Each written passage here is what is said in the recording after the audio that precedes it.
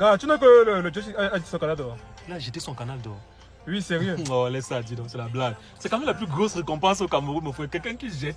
C'est absurde, dis donc. Voici la photo ici. Ah, c'est vrai. Tu l'as jeté pourquoi? Il dit qu'il y avait une erreur sur ça. Une erreur. Bon, mon petit, tu sais qu'est-ce qu'on appelle la liberté d'expression? Si c'est pas bon, il jette. Moi-même, hein, tu sais, c'est maintenant que je me rends compte qu'il y a quelques petites erreurs dans ces chansons-là. Voilà. Oh, il y a quelques petites erreurs.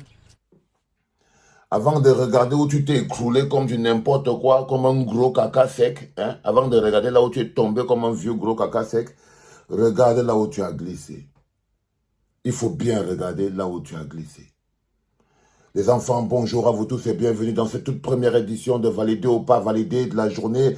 Bienvenue à la clinique. Ce que vous regardez, c'est comment un homme s'est permis, s'est donné le droit d'insulter l'art et la culture d'un pays. Ça veut dire que ce que vous venez de voir, c'est un homme qui se prend pour ce qu'il n'est pas. Le pays où tout le monde peut être musicien. Le pays de la totale liberté. Le pays où il n'y a pas d'école. C'est le bonhomme que vous voyez, à l'époque, c'était un monteur de vidéos. Il avait une capsule sur Internet qui s'appelait 3 minutes et il avait 1 million d'abonnés, donc il avait le pouvoir. Ce villageois s'appelait Steve Fa. Il avait 1 million d'abonnés, une émission 3 minutes du peuple et il était libre de dire ce qu'il veut parce que c'est la liberté d'expression. Ce bonhomme a pris le CD de Richard Bona. Il s'appelle Steve Fa. Il a pris le CD de Richard Bona en Mondo Vision. On te parle d'un artiste oscarisé. On te parle de quelqu'un qui a gagné le Grammy Award, a été nominé 3 fois au même Grammy Award. On te parle de l'un des bassistes les plus demandés au monde. On te parle d'une référence. Il a même une guitare à son nom. Le monteur de vidéos estime que depuis le continent, ce que lui, il est là, c'est pour lui. Vous savez, quand vous détruisez votre chaise, là où vous vous asseyez, il ne faut pas être surpris de se retrouver avec les fesses dans l'eau. Il ne faut pas être surpris de se retrouver en train d'être assis dans une flaque de boue. Donc ce bonhomme-là se sentait en puissance. À l'époque, Steve Fa se prenait pour le roi du monde. Pour le roi du monde, il a décidé de montrer à Richard Bona que Richard Bona n'est rien, que sa musique n'est pas bonne, que lui-même, Steve Fa, peut décréter que ce n'est pas bien. Il a pris le patrimoine, il a cassé. Dans le monde de la musique, c'est un blasphème. Un pays comme celui-là ne peut pas émerger avec la musique. Parce que comment vous pouvez, si vous cassez le CD de Richard Bona, comment pouvez-vous parler de musique dans ce pays? Si un pays accepte qu'un monteur de vidéos casse le CD de Richard Bona, parce que lui, il a 1 million d'abonnés. Parce qu'il n'a pas 1 million d'abonnés, le Steve Fa, il n'a rien. Non, non, non. Tourner ses reins, se faire casser le boule et tout ça, ce n'est pas un talent. Ce n'est pas un talent, mais ça peut te donner un peu l'illusion de pouvoir. Par exemple, là, c'est le cassage de boules à outrance. Par exemple, à l'époque, si Stevie couchait partout. À l'époque, si Stevie finissait de dormir chez Jean de Dieu Momo ici, là, il ramassait, même pas capable de tout attacher bien pour repartir. Il traversait, il partait, Dadis Camara allumait aussi derrière, tant, dès qu'il dégage là-bas, il ne faisait pas la différence entre Momo et Dadis Camara. Il tourne là-bas, dès qu'il entend qu'il y a un bonhomme là-bas qui aime aussi il part aussi, il donne, le gars allume. À l'époque, Stevie, c'était la plus grosse waka. Il avait surnommé Ngontuma, non? À cette époque, c'est le nom de Steve Fa. C'était un Ngontuma authentique. Authentique, il voulait tellement être connu, il voulait tellement se faire voir qu'il était prêt à toutes les partout. Toutes, il n'y a pas une qui le ratait. Et ça lui montait à la tête. Et ça lui montait à la tête. Tu sais, quand ça tape par le bas, ça siffle le cerveau. Là, il était donc en mode pipelette. Il avait atteint la pipelette. Mais on doit pouvoir regarder dans notre pays pour se rendre compte que si notre culture a atteint le fond du fond, on ne doit pas être surpris. On ne doit pas être surpris. Donc cette pipelette voulait montrer donc à Richard Bona que lui n'est rien. Il a même dit la liberté d'expression. Chacun dit ce qu'il veut. On est dans le pays, chacun dit ce qu'il veut, chacun fait ce qu'il veut. L'essentiel, c'est qu'il mange. Et personne n'a rien à dire à personne d'autre sur ce que l'autre fait. Je vous dis que même dans ce type de pays-là, même la pipelette qu'on appelle Steve Fa peut casser le CD de Richard Bona. Mais on est un pays, frère. On n'est pas, ce n'est pas Steve Faland, c'est un pays. Et Richard Bona, c'est une référence. Comment vous ne pouvez pas donc vous rendre compte que seulement le fait qu'il casse le CD, c'était la malédiction? Comment on n'avait pas compris que les dieux de la musique ont maudit le Cameroun le jour-là?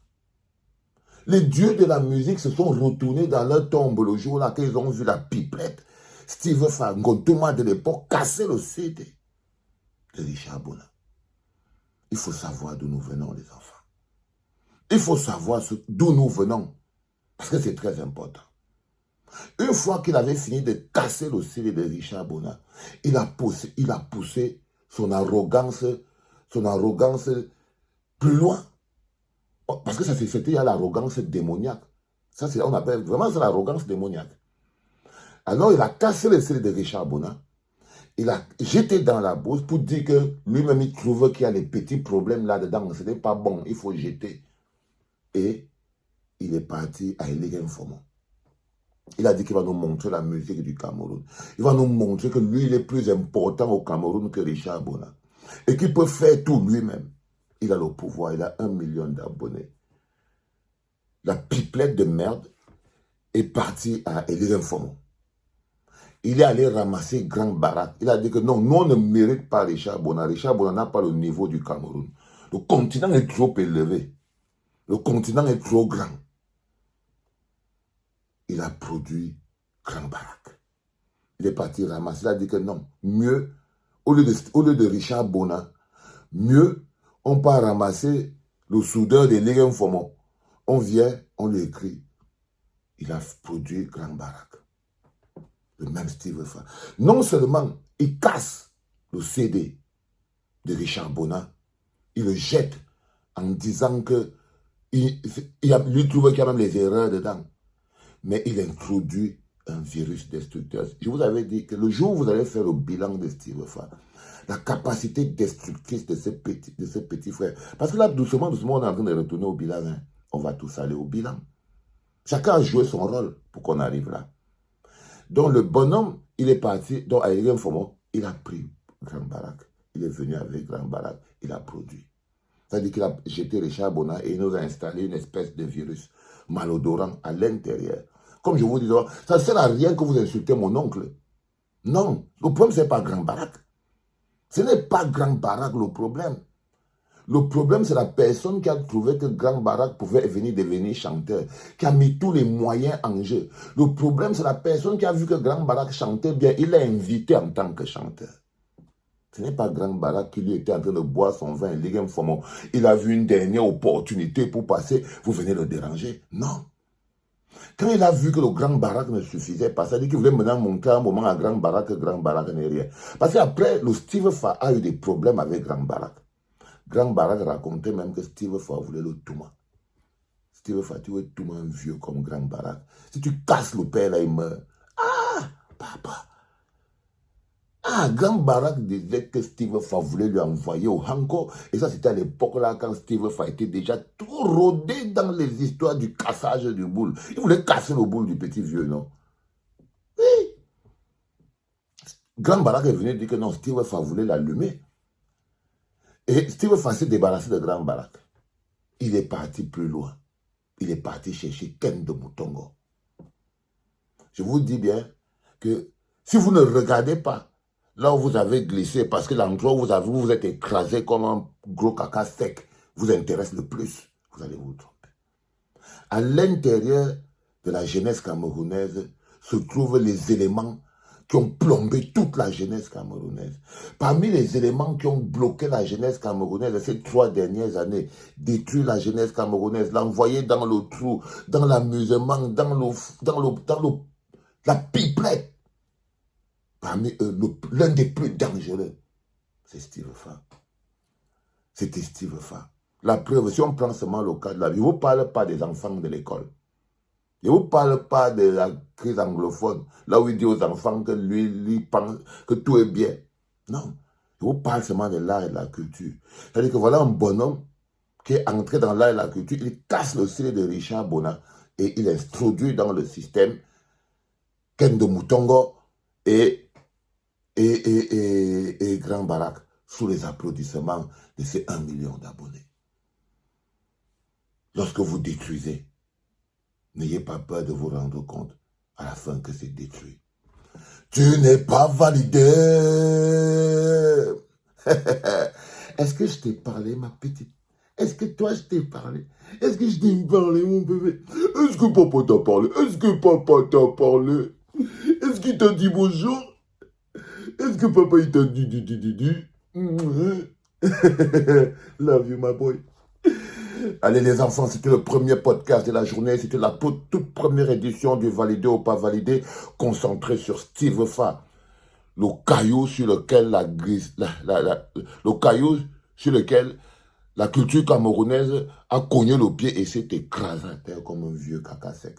L'un des gros cailloux qui a renversé la culture camerounaise par terre sur ces 3, 4, 5 dernières années et qui a fait tomber la culture camerounaise par terre comme un vieux caca sec. Ben, écoute, c'était la pipelette là qu'on appelle Steve Fa. Tu n'es pas validé, frère. C'était papa.